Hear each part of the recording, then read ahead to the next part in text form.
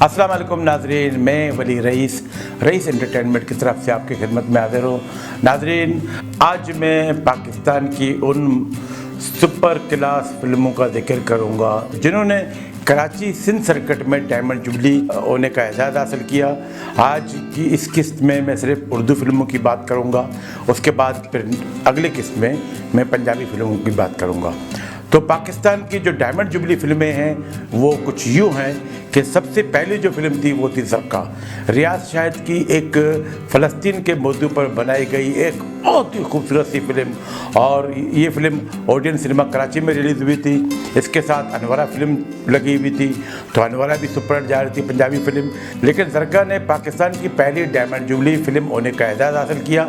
इस फिल्म के लिए रियाज शाहिद और नीलो ने बड़ी कुर्बानियाँ दी। आज हमारे कई साथी हम में मौजूद नहीं और बहुत से मुजाहिद शहादत की मंजिल तक हमसे पहले पहुंचते हैं।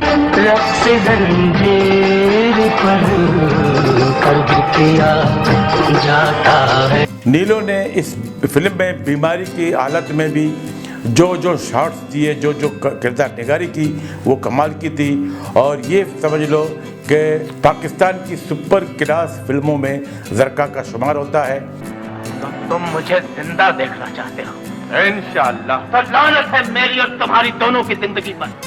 अगर तुम दोस्त हो तो खुदा ऐसा दोस्त दुश्मन को न दे, और अगर तुम दुश्मन हो तो खुदा ऐसा दुश्मन वतन को न दे। अगर जगह ही चुके हो तो छोड़ कर न जाना। मैं जाऊंगा तुम्हारी खातिर, वतन के खातिर, अरब के खातिर जाऊंगा, जरूर जाऊंगा इंशाअल्लाह।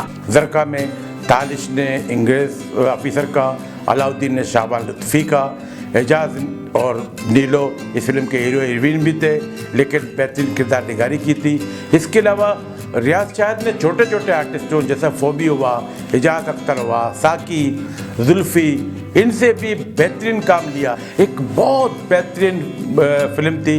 इस फिल्म को आज अगर आप देखें यूट्यूब में तो आप खुद हैरान रह जाएंगे कि उस वक्त इस किस्म की फिल्में बनती थी। जो कैमरा डायरेक्शन और रियाज शाहिद के डायरेक्शन का तो कमाल ही होता है कि जो जुमले अदा किए जाते हैं। मुझे आज तक ज़रका का वो सीन ज़्यादा मुझे मुतासर किया जब लुत्फ़ी, शाबान लुत्फ़ी, उस्ताद शाबान लुत्फ़ी, डेविड, मेजर डेविड, यहूदी मेजर डेविड।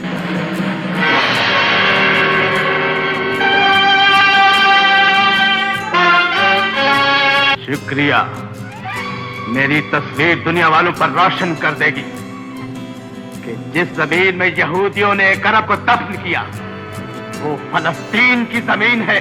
अपने साथ उस सरमायादार मुल्क की ताकत भी ले आओ। तो दुनिया के हर गरीब मुल्क की आजादी खरीदना चाहता है, तब भी मेरी जुबान से अपने वतन का राज नहीं उगलवा सकते।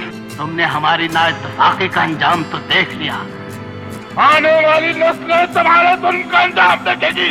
ज़रका एक पाकिस्तान की बेहतरीन डायमंड जुबली फिल्म थी। ज़रका 17 अक्टूबर 1969 को रिलीज़ हुई थी। इसका मेन थिएटर ओडियन सिनेमा था, जो अब एक मार्केट बन गया है। पाकिस्तान की जो दूसरी डायमंड जुबली फिल्म है वो दोस्ती, और दोस्ती प्लाजा सिनेमा की पहली डायमंड जुबली फिल्म। और उसके बाद फिर प्लाजा सिनेमा में बेशुमार फिल्मों ने डायमंड जुबली होने का एजाज़ हासिल किया। जैसे दोस्ती की कहानी एक ऐसी कहानी थी, बहुत सादा सी कहानी थी, लेकिन इस फिल्म के जो गाने, मूसीकार हमीद, शायर कलीम उस्मानी, नूरजान ने अपनी आवाज़ का वो जादू जगह है फिल्म में। पर शबनम की किरदार निगारी एक बहुत बेहतरीन सुपरहिट नगमाती फिल्म थी। एक तो काम करो, ऊपर से इसके नखरे मत लाया करना, मैं मर नहीं जाऊंगा। और मैं तो मर ही जाऊंगी तेरे बिना। देख लिया, मुझे पहचानता भी नहीं। मुझे क्या जरूरत पड़ी है तुझे पहचानने की? और खाना भी नहीं खाता। तेरा लाया हुआ खाना नहीं खाऊंगा। रूठे संयोगों में तो अपने खुद ही मनाने चलिया। दूसरों को भी खिलाओ, हमें भी खिलाओ, और फिर देखो ना, रानी के लिए तो एक छोड़ दो रिश्ते मौजूद है। देख, वापस आकर मुझे जरूर दिखाना। हाँ। देखना टूटे तेरा मेरा तुम्हें शर्म नहीं आती? वो परदेश में मोहब्बत और हमदर्दी के भूखे होते हैं, और तुम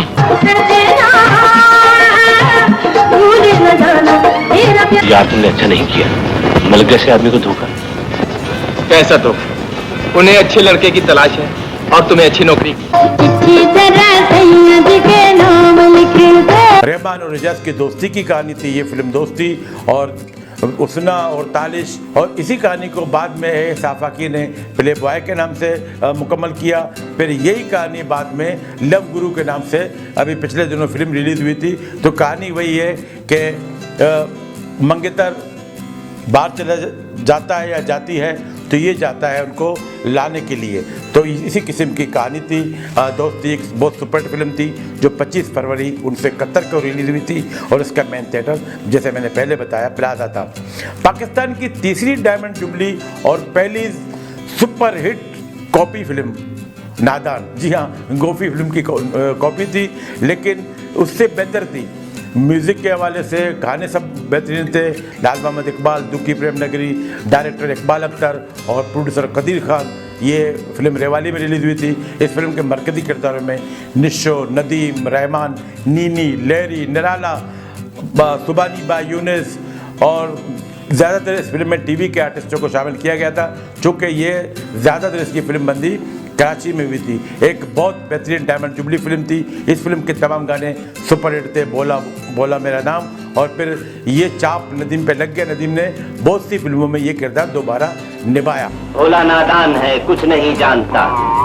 अब क्या हुआ, बड़े तहस में गए थे जमींदार के पास। अरे मैं जमींदार को बहुत अच्छी तरह जानता हूँ, वो कमीना तो सूदखोर है, सूदखोर।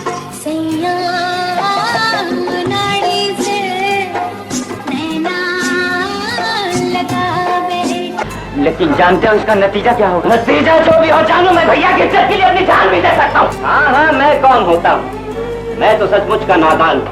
आज पता चला मैं इस घर का कोई नहीं। अरे अब मैं शहरी बन गया हूँ, शहरी।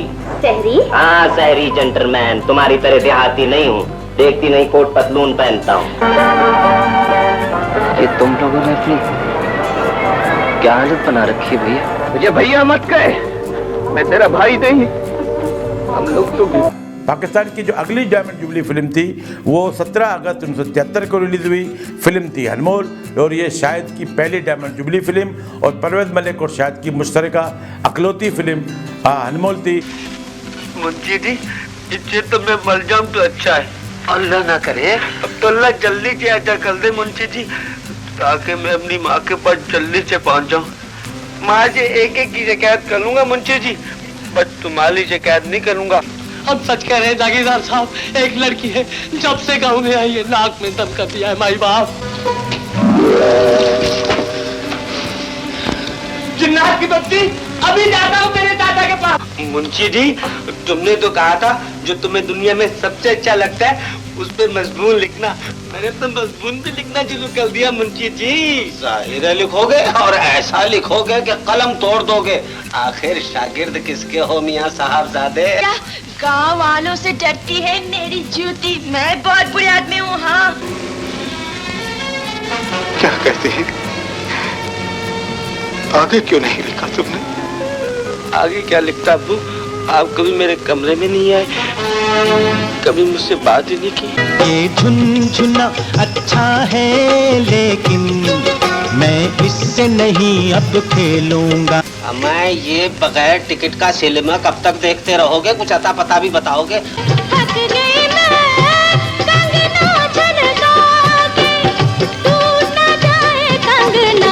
कोई बात नहीं, मैं तुम्हें दूसरा गंगा ला दूंगा।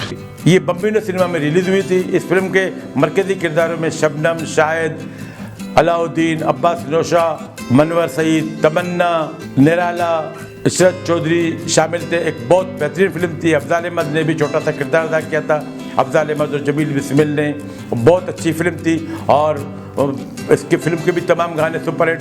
लेकिन इस फिल्म को शायद की ज़िंदगी का बेहतरीन फिल्म हम करार देते हैं। हम क्या बल्कि सब कहते हैं कि शायद ने जो किरदार निगारी अनमोल में की थी वो उस पर ख़त्म। अनवर की खामोशी की वजह मुझ पर लगाया वो झूठा इल्जाम था।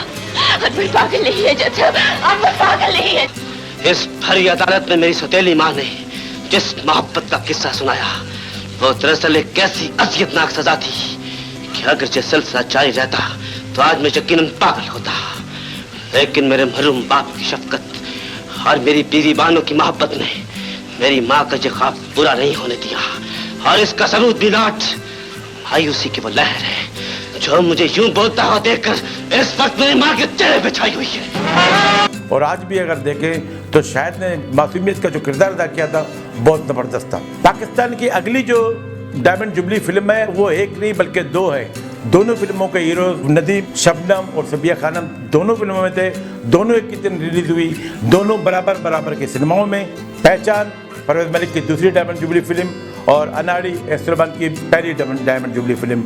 और ये दोनों फिल्में 1 अगस्त 1975 को रिलीज हुई थी। अनाड़ी रेवाली में रिलीज हुई थी और पहचान नशेबंद सिनेमा में। गैर मतवक्का तौर पर इन दोनों फिल्मों ने डायमंड जुबली की और दोनों में नदीम ने बोले का किरदार अदा किया, लेकिन दोनों फिल्मों में नदीम का स्टाइल बिल्कुल अलग था। और यही नदीम की खूबी मुझे अच्छी लगती थी। जैसे नादान में किया, जैसे पहले वाली अनाड़ी में किया, फिर सैया अनाड़ी में किया, फिर मुकड़ा में किया। नदीम ने जितनी फिल्मों में ये बोलपन का वाला किरदार अदा किया था, सब फिल्मों में मुनफरद अंदाज नदीम ने अपनाया था। और ये नदीम की एक दूरंदेशी थी कि वो नहीं चाहते थे कि मैं भीड़ चाल का शिकार हूँ। अब डायरेक्टर और प्रोड्यूसर उसको भोले वाले किरदार दे रहे थे, तो उन्होंने वो किरदार तो निभाए, लेकिन उसमें काफ़ी चेंजिंग की। जी जल्दी का मामला है, अगर आप कहें तो साइकिल पर चला जाऊं। अरे साइकिल पर जा या मोटरसाइकिल पर, मगर 5 मिनट के अंदर अंदर हकीम यहाँ मौजूद होना चाहिए। अरे बकवास हमने नहीं, इसने लगा रखी थी मालकन। 3 पार्ट फाट फाट बोले जा रही थी। बेशर्मी की भी हद होती है। नेकियों से कोई काम नहीं चलता।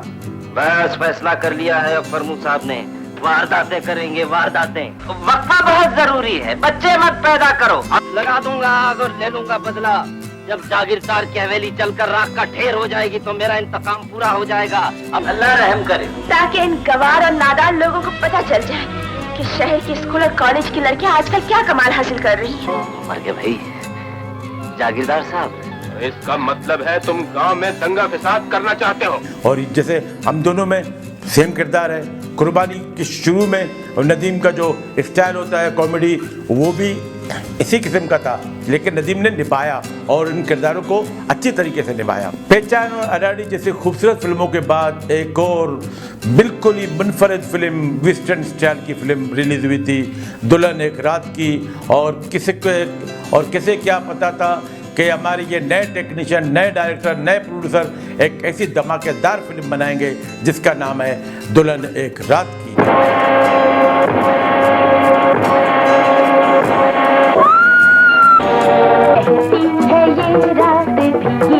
दिलबर खान की बेटी 5000 रुपए में खरीद कर ले गया था।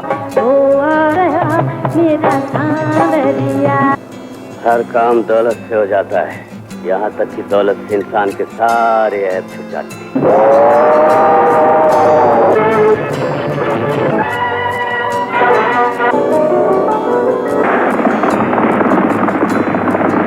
आजा मेरे पास तेरी प्यास बुझा दूं।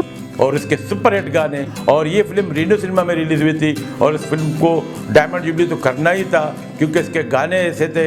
लेकिन इस फिल्म के अगर गानों को भी हम निकाल दें तो इस फिल्म की जो कैमरामैनी, जो स्टोरी है और जिस किस्म की जो कैमरामैनी तहसीन खान ने की थी और मुमताज़ अली खान ने जिस तरह इस फिल्म को पिक्चराइज किया था वो बेहतरीन। और दुल्हन एक रात की यकीनन एक पाकिस्तान की एक मुनफरिद वेस्टर्न स्टाइल की फिल्म है।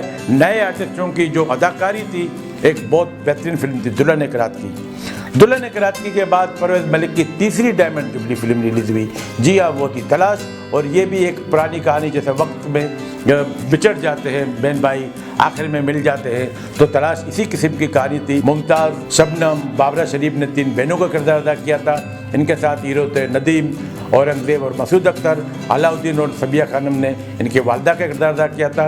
विलन थे अदीब और बेहतरीन फिल्म थी। इस फिल्म के मूसीकार निसार बज़मी थे और ये फिल्म प्लाजा सिनेमा में इसने शानदार डायमंड जुबली हासिल की। और यकीनन ऐसी फिल्में तो डायमंड जुबली जाएंगी क्योंकि परवेज मलिक का एक अंदाज़ होता था स्क्रीन प्ले राइटिंग का, तो उन्होंने उस पुरानी कहानी को दोहरा कर बेहतरीन स्क्रीन प्ले के साथ पेश किया। तो इस फिल्म में तो डायमंड जुबली करना ही था। इसके गाने थे प्यार की याद निगाहों में सजाए रखना।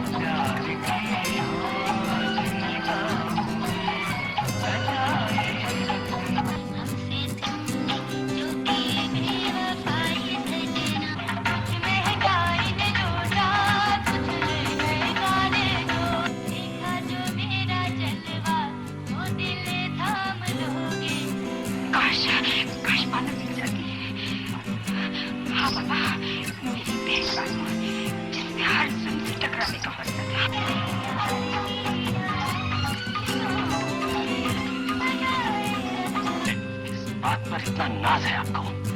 अंग्रेजों की खुशामद करके आप लोगों को जो बड़ी बड़ी जागीरें मिली हैं, जो बड़े बड़े खिताबात मिले हैं, उन पर ये झूठ बोलती है। मेरा इस मकारात से कोई रिश्ता नहीं। लेकिन इस फिल्म में भी भूल की तरह मुमताज़ का जो किरदार था इन दोनों के किरदारों पे हावी था अदाकारी के लिहाज से, वरना शबनम तो इस फिल्म की तो टॉप की हीरोइन थी और ज़्यादातर फिल्म शबनम पे ही है।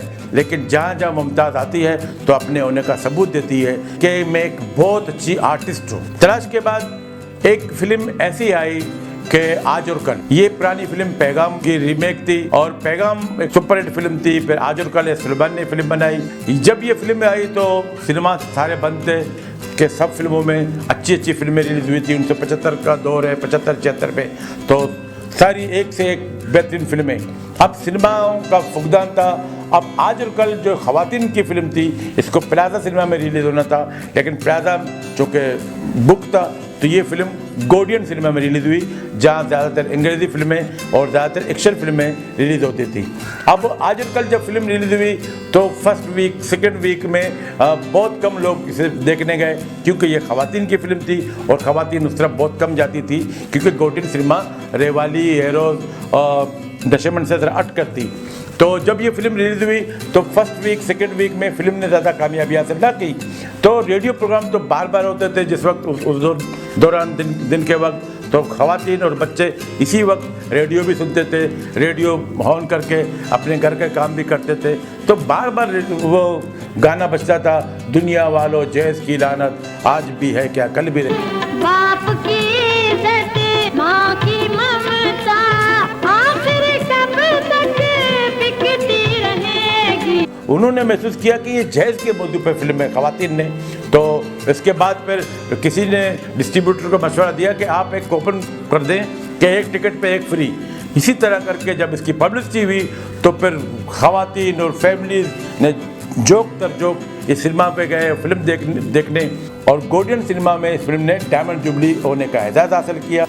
मैं कहता हूँ खर्चा कम करो, वरना इस कोठी को औकाफ में देकर तुझको दारुल अमान के नीचे दे दूँ। कौन कहता है मुलाकात नहीं होती है। ये सच के जाऊँ तेरी टोर तो मैंने कहा आ गई। फिर तूने मेरा रास्ता रोका। तुम चुप क्यों रहो बेटी, रिश्तों के मामलों में कमारी लड़कियां नहीं बोला करती। कुछ ऐसा कर दो कि इसकी डोली भी इज्जत से चली जाए। आज मैं एक ऐसी लड़की से मिली हूँ डैडी, जिसकी बारात जहेज ना होने की वजह से वापस चली गई। सहेली जाओ पिया के दे। इस फिल्म के तमाम गाने अच्छे थे।